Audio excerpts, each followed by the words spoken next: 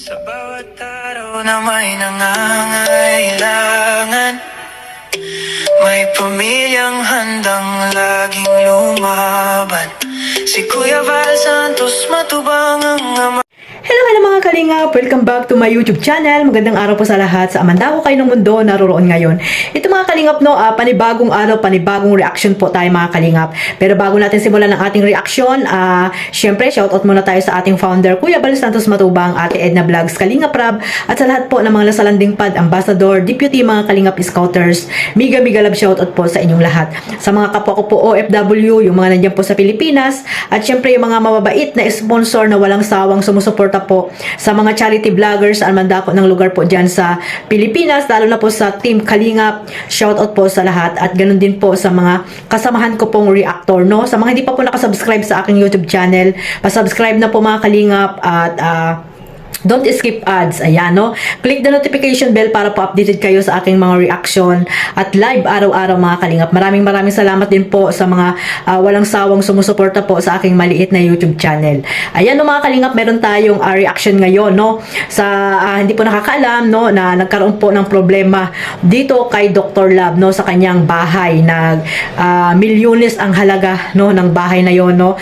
Na syempre si Dr. Love ay umasa siya doon na sa kanyang sponsor na syempre nung una alam nyo na yung mga pinag-uusapan na talagang kanya nga daw di umano itong bahay at mayroon nga daw siya doon, kung hindi man kanya yung bahay na yon, meron siyang isang room doon na talagang habang buhay ay doon siya titira mga Kalingap kasama ng kanyang asawa. So parang sila lang po yung nagiging caretaker po doon sa bahay mga Kalingap.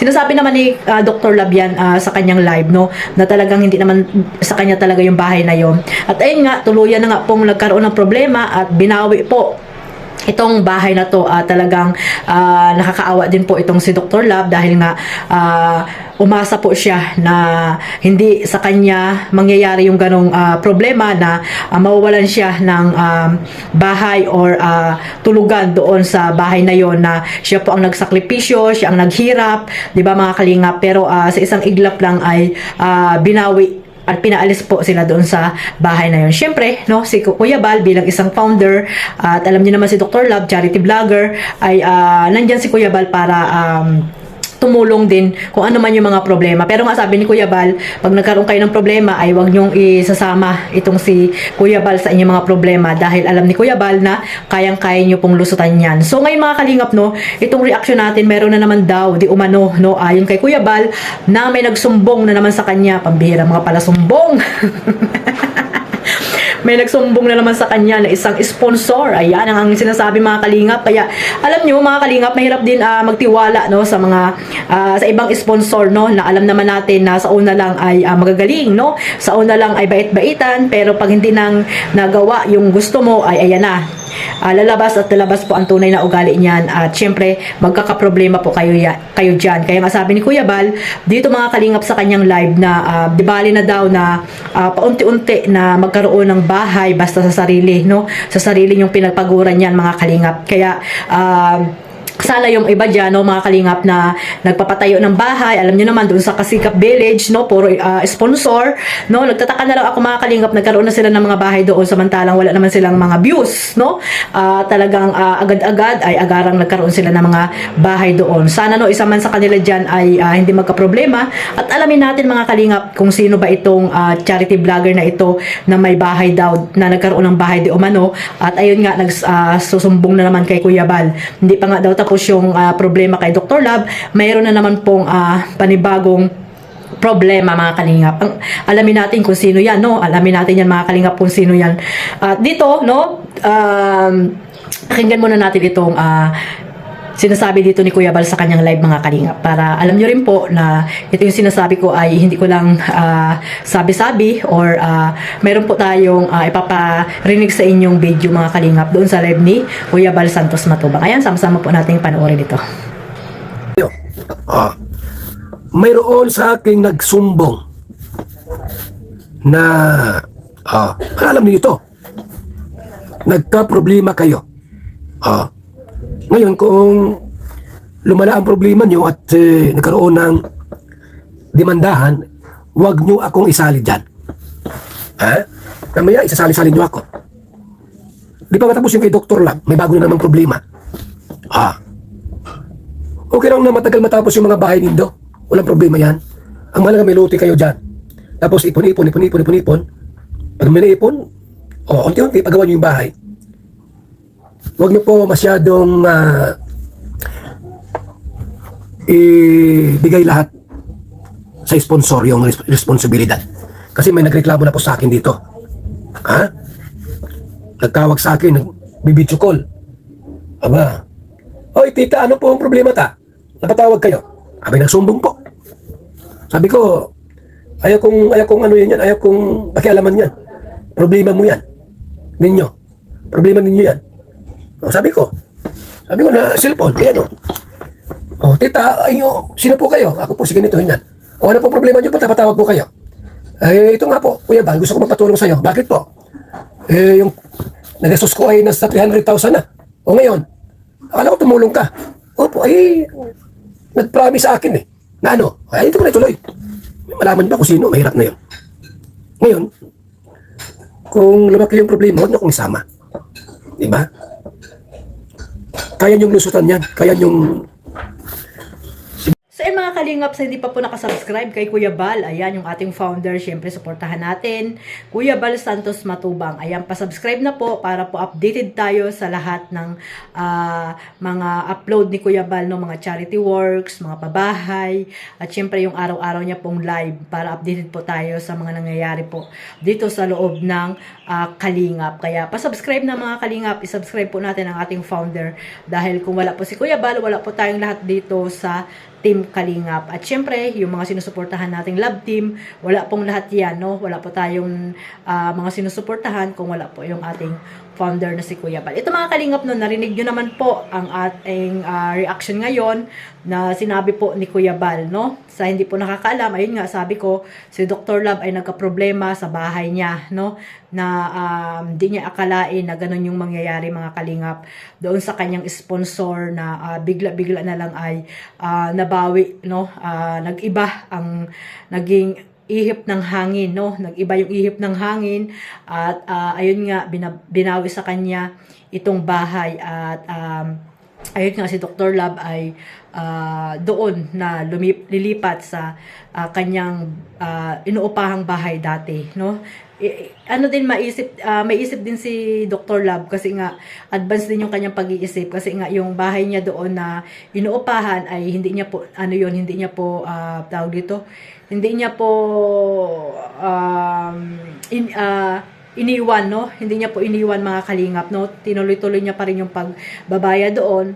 Habang mayroon po siyang bahay na napakaganda, no, doon sa tabi ng bahay nila Beyonce. Kaya alam niya na rin po yung mangyayari mga Kalingap. So ayan, no, yung kanyang iniisip ay nangyari na nga na yung sponsor niya na akala niya na hindi magbabago ay nagbago po mga Kalingap. Napakahirap, napakasakit, Kuya Edi.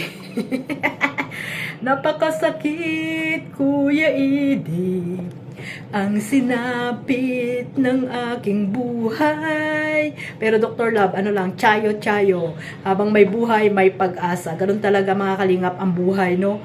Hindi lahat ay masaya, no? May darating talagang problema na syempre kaya nating lutasin yan, no? Ang problema po ay nilulutas yan, hindi wag nating masyadong isipin kasi nandiyan naman ang taas para tulungan tayo mga Kalingap. Kaya tuloy-tuloy lang, no? Tuloy lang ang buhay. Pero nandiyan si Kuya Bal, sabi nga ni Kuya Bal ay yung mga problema nyo ay wag nyong idadamay si Kuya Bal, no? Kasi nung nagpakasarap kayo dyan sa inyong mga bahay, hindi nyo naman sinama si Kuya Bal dyan. Diba? Hindi nyo naman sinama si Kuya Bal dyan. Tapos ngayon, pag may mga problema kayo, takbo kayo kay Kuya Bal, pambihira kayo, no? Nung mga kasagsagan na masagana kayo, para nakakalimutan nyo si Bal Santos Matubang. Tapos pag may mga problema kayo, takbo kayo kay Kuya Bal. Wag ganon, no? Kaya nga sabi ni Kuya Bal, kung ano man yung mga problema nyo dyan, ay kaya nyong lutasin yan at wag nyong idadamay si Kuya Bal Santos Matubang. At ayan nga, no? Hindi pa nga tapos ang problema, di umano ni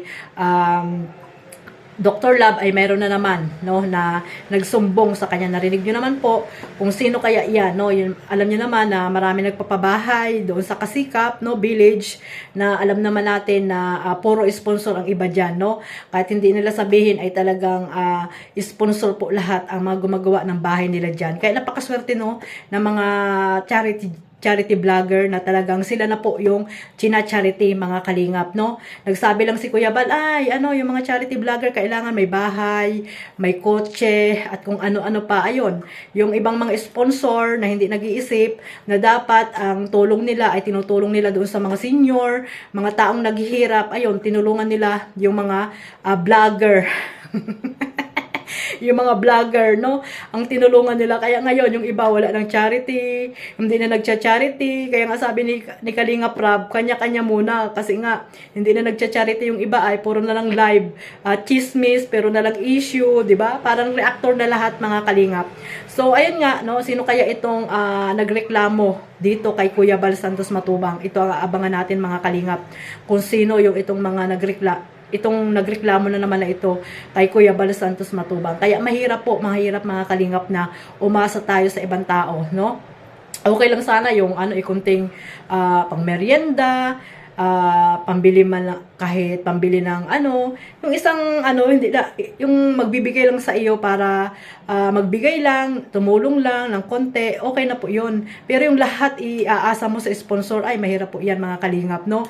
Ngayon, okay, pero pagdating ng panahon, no, na hindi mo alam kung ano yung isip, di ba? Hindi natin alam kung ano yung mga iniisip nila, ay mahirap po yan, no? Lalo na po pag hinahawakan na tayo, no? Mahirap po magpahawak sa mga sponsor na hindi naman natin sila lubos na kilala. Magkakaroon ng problema. Kaya nga sabi ni Kuya Bal, no, wag iasa lahat ang pagpapabahay dito sa mga sponsor, no, na tumutulong sa inyo. Dapat ay entayin nyo na utay-utay, o may na kayo, lupa na kayo, wala nang problema, di ba? Utay-utay, di ba? Mag-ipon ng mga pang materyales, o matatapos din yan, utay-utay lang, hindi yung iisipin nyo, ay, magkakaroon agad ako ng bahay, isang iglap lang magkakaroon ako ng bahay, di ba? Napakahirap po niya, mga Kalingap. Tapos pag nagka-problema, ay takbo kayo kay Kuya Bal Santos Matubang. Kaya nga sabi ni Kuya Bal, ang mga problema nyo ay wag nyong idadamay si Kuya Bal, no, sa mga problema nyong ganyan, no, lalo na po sa mga bahay nyo na wala namang alam dyan si Kuya Bal Santos Matubang sa mga pinag-uusapan nyo. Tapos pag nagkaroon ng problema, ayan, Bal Santos Matubang ang inyong tatakbuhan. Di ba nakakahiya, mga Kalingap? Mas nakakahiya kung yun nga, irereklamo kayo ng mga nang tumulong sa inyo, di ba, mga Kalingap? Hindi naman natin nilalahat ang sponsor, pero may mga sponsor talaga na hahawakan ka talaga niyan sa sa liig, no? At syempre, kung hindi mo masunod yung gusto, ayan na. Yan na po ang simula ng iyong kalbaryo. Yan ang simula ng kalbaryo mo. So, ayun, mga Kalingap, sana unawain nyo mabuti yung mga sinasabi ni Kuya Bal, no? Yung mga payo ni Kuya Bal. Yan, unawain nyo mga Kalingap, no? Yung, lalo na yung mga charity vlogger. Yan, unawain nyo mabuti para i-apply nyo sa inyong mga sarili na hindi lahat ay asa kayo, no, sa mga sponsor nyo. Dapat pinaghihirapan din po kung anong meron kayo na nakikita nyo sa inyong mga pinaghirapan. Masarap kaya yung nakikita mo yun sa sarili mong pinagpawisan, pinaghirapan, di ba? Maipagmamalaki mo po, mga Kalinga. Pero kung hindi naman nanggaling sa iyo lahat, ay wag kang masyadong diyan, hambog. Wag ka masyadong pasikat, 'di ba? Kaya hindi mo alam ang panahon, 'di ba, mga Kalinga? Pero sana walang mangyari, no. Sana ay hindi mangyari po ulit yung nangyari kay Dr. Love dito sa ibang mga charity vlogger na pinabahayan po ng ibang mga sponsor na kung totoo talaga yung kanilang pagtulong, mga Kalingap. So hanggang dito na lang po. Maraming salamat po sa walang sawang pagsuporta sa aking maliit na YouTube channel. Huwag niyo pong kalimutang suportahan yung mga charity vlogger na gusto niyo pong tulungan, mga reactor, at syempre yung mga ambassador po sa landing pad. Ayun lang po. God bless us all. Mabuhay po ang Team Kalingap. Bye-bye!